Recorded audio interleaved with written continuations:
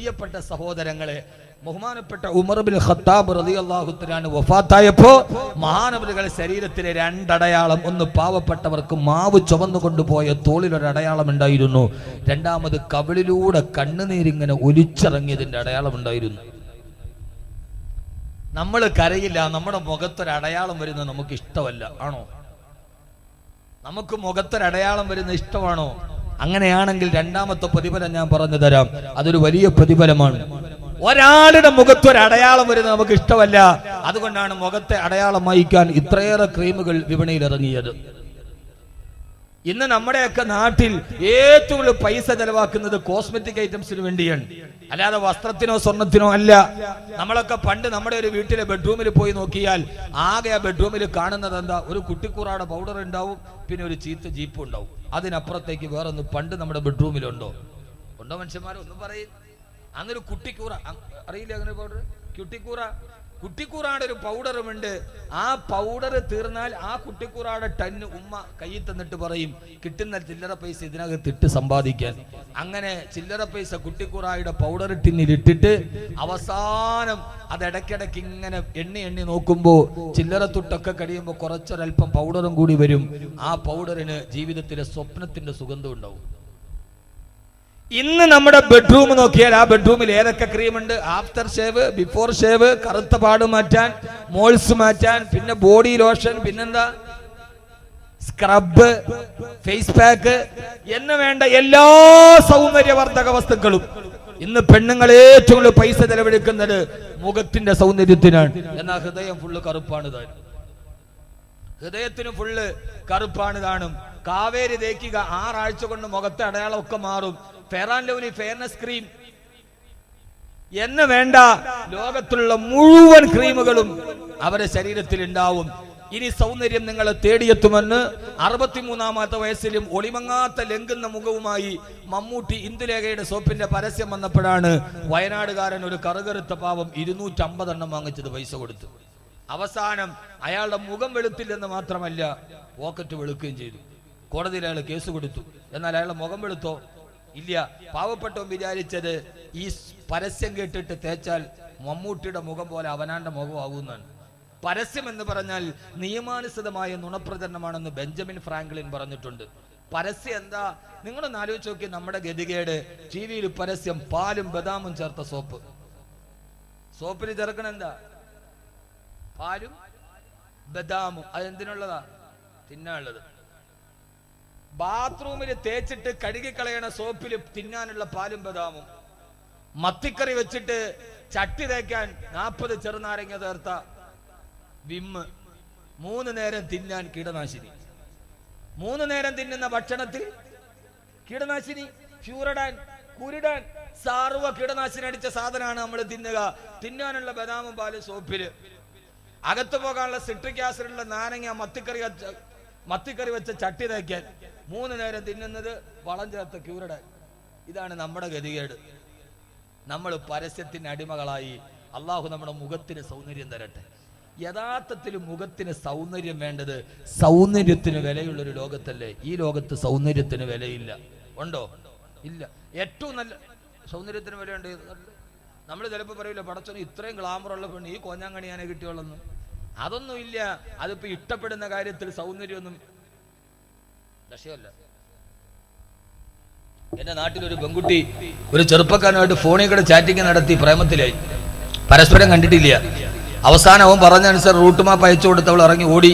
Bus സ്റ്റാൻഡിൽ പോയപ്പോൾ അവനെ കണ്ടു കഴിഞ്ഞപ്പോ പിന്നീട് ആ വിഷയമായിട്ട് നമ്മുടെ മുമ്പിൽ വന്നപ്പോൾ നമ്മൾ ചോദിച്ചോ പറഞ്ഞു, ആ പെണ്ണ് പറ, ഉസ്താദേ ഈ ഫോണിൽ കൂടെ ഭയങ്കര സംസാരം, കേൾക്കാനൊക്കെ അടിപൊളിയാ സംസാരം. ബസ് സ്റ്റാൻഡിൽ പോയി കണ്ട് ഇവൻ പറഞ്ഞു ഞാൻ ഇന്നടുത്തുണ്ടെന്ന് നോക്കാൻ പറഞ്ഞപ്പോഴാ അവനെ നോക്കണമെങ്കിൽ ഒരു 5 ബാറ്ററിയുടെ ടോർച്ച് അടിച്ച് നോക്കണം. അവന്റെ അത്രയ്ക്ക് കറുപ്പിന്റെ മുകളിലവൻ. പക്ഷെ ഈ പെണ്ണ് അവനെ ഒളിച്ചോടി. അവള് തിരിച്ചു വന്നില്ല. യഥാർത്ഥത്തിൽ സൗന്ദര്യം എന്നുള്ളത് ഇവിടെ ഒരു മാനദണ്ഡമല്ല.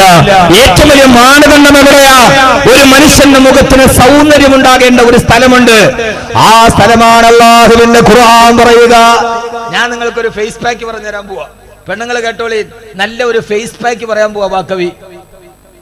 ഫേസ് പാക്ക് എന്ന് പറഞ്ഞാൽ മുഖത്തിന് സൗന്ദര്യം ഉണ്ടാക്കുന്ന വസ്തുവാണെങ്കിൽ സൂറത്ത് തക്കാസുറാണ് ഏറ്റവും വലിയ ഫേസ് പാക്ക്.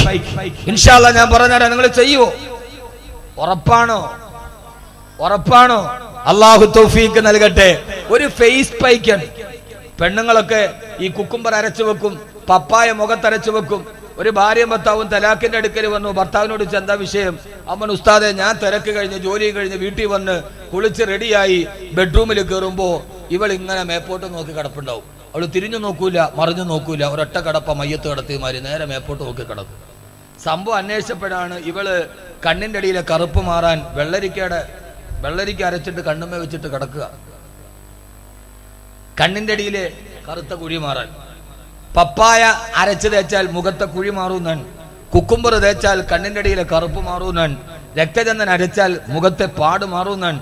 ഇങ്ങനെ പല ഉപയോഗങ്ങളും വലിയ ഫീഹ മആരിബ് ഉഖറ പറയപ്പെടുന്നുണ്ട്.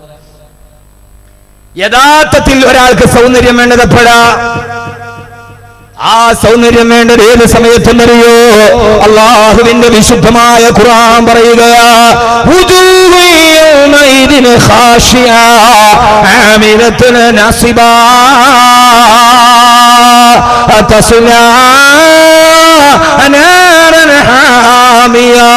അള്ളാഹുവിന്റെ ഖുർആൻ പറയുകയാ, നാളെ ഏകനായ ഏകാധിപതിയായ പടച്ചറപ്പിന്റെ പരലോകത്ത് അള്ളാഹുവിന്റെ മുമ്പിൽ വിചാരണക്ക് നിൽക്കുമ്പോ ആ സമയത്ത് ചില ആളുകളുടെ മുഖത്തിന് വല്ലാത്ത കറുപ്പ് നിറമായിരിക്കും. എങ്ങനെയാ കറുപ്പ് വരിക? അവർ ദുനിയാവിലെ കറുത്തവരായിരുന്നില്ല. വെളുവെളുത്തിരുന്ന സായിപ്പ് പോലും പടച്ചറപ്പിന്റെ മുമ്പ് പേടിച്ച രണ്ട് കരകരത്ത് നിൽക്കുമ്പോ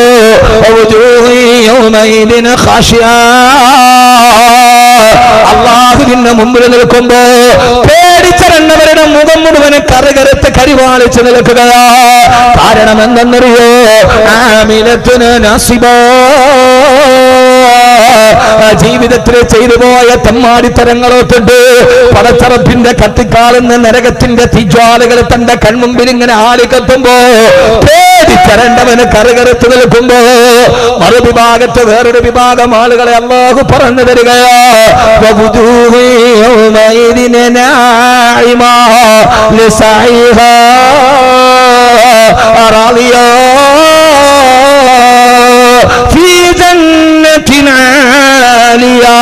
لا تسمع فيها لاغيا ووجوه يومئذ ناعمة. അന്നാണ് എന്ന മുഖത്തിനേറ്റവും സൗന്ദര്യമുള്ളത്. കാരണം ലിസായിഹാ അവന് ചെയ്തു പോയ സൽക്കർമ്മങ്ങൾ മുമ്പിൽ കാണുമ്പോ, അവന്റെ നിസ്കാരം കാണുമ്പോ, അവൻ പടച്ചറപ്പിന് വേണ്ടി അർപ്പിച്ച ദിക്റുകൾ കാണുമ്പോ അവന്റെ മുഖത്തിന് വല്ലാത്ത സൗന്ദര്യമാണ്. അന്നവന്റെ മുഖത്തിന് വെളുവെളുപ്പാണ്. ഈ ആയത്തിറങ്ങിയപ്പോ അല്ലാഹുവിന്റെ റസൂലിന്റെ സഹാബത്ത് ചോദിച്ചു, സഹാബാ യാ റസൂലല്ലാഹ്, അന്ന് പരലോകത്ത് പടച്ചറപ്പിന്റെ മുമ്പിൽ പേടിച്ച രണ്ട് കറുകറുത്ത് നിൽക്കുമ്പോ ഞങ്ങളുടെ മുഖത്തിന് പ്രകാശം കിട്ടാൻ, ഞങ്ങളുടെ മുഖത്തിന് വെളുപ്പ് കിട്ടാൻ എന്തെങ്കിലും ഒരു വഴി പറഞ്ഞതാ തിരുദൂതരെ. പരലോകത്തെ പേടിച്ചിട്ട് പരലോകത്ത് രക്ഷപ്പെടാനുള്ള വഴി തേടിയ സഹാബത്ത് അല്ലാഹുവിന്റെ റസൂലിനോട് ചോദിച്ചു, അത്രേ യാ റസൂലല്ലാഹ്, അന്ന് രക്ഷപ്പെടാനൊരു വഴി പറഞ്ഞതാണ് നബിയേ. ആ റസൂലുള്ളാഹി സ്വല്ലല്ലാഹു അലൈഹി വസല്ലമ പറഞ്ഞു കൊടുത്ത ഭാഗം എന്നെ കേൾക്കാനത്ത ചെർക്കളയില് ഈ റോഡിന്റെ ഇരു പരിസരത്തായി മണിക്കൂറുകളോളം നിൽക്കുന്ന എന്റെ പ്രിയപ്പെട്ട സഹോദരങ്ങളോട് ഞാൻ ഓർമ്മിപ്പിക്കുകയാ. അല്ലാഹുവിന്റെ റസൂൽ പറഞ്ഞു, സഹാബാ ചെർക്കളയിലെ പെങ്ങള് അല്ലാഹു നൽകിയ സൗന്ദര്യം ഉപയോഗിച്ചിട്ട് നിന്നെ മാടി വിളിക്കുന്ന ചെറുപ്പക്കാരന്റെ പുറകെ ഇറങ്ങിപ്പോകാ. പാതിരാ സമയത്ത് വാട്സാപ്പിലൂടെ ഫേസ്ബുക്കിലൂടെ ഫോൺ സെക്സ് നടത്തുന്ന എല്ലാ പെണ്ണാണെന്ന് കരുതുന്ന, എല്ലാ കാമമാണെന്ന് കരുതിപ്പോയ പെണ്ണേ, മുഖത്തിന് വെളുപ്പ് വേണ്ടത് എപ്പോഴെന്നറിയോ? ആ മുഖത്തിന് വെളുപ്പ് കിട്ടാനുള്ള മാർഗം ഏടെന്നറിയോ? ഹബീബായ നബി സല്ലല്ലാഹു അലൈഹി വസല്ലമ പറയുകയാണ്, സഹാബാ, ഓരോ ദിവസവും ഉറങ്ങാൻ കിടക്കുന്നതിന് മുമ്പ് നിങ്ങളാണെങ്കിലും അൽഫായത്തിന് മിനൽ ഖുർആൻ. ഓരോ ദിവസവും ഉറങ്ങാൻ കിടക്കുന്നതിന് മുമ്പ് അല്ലാഹുവിന്റെ ഖുർആനിലെ 1000 ആയത്തുകളും മുടങ്ങാതെ പാരായണം ചെയ്തിട്ട് കിടക്കണേ. എന്നാൽ നാളെ അല്ലാഹു സുബ്ഹാനഹു വ തആല വഹുവ ലാഹിഖുൻ വജ്ഹുഹു, അല്ലാഹുവിന്റെ മുമ്പിൽ നിൽക്കുമ്പോൾ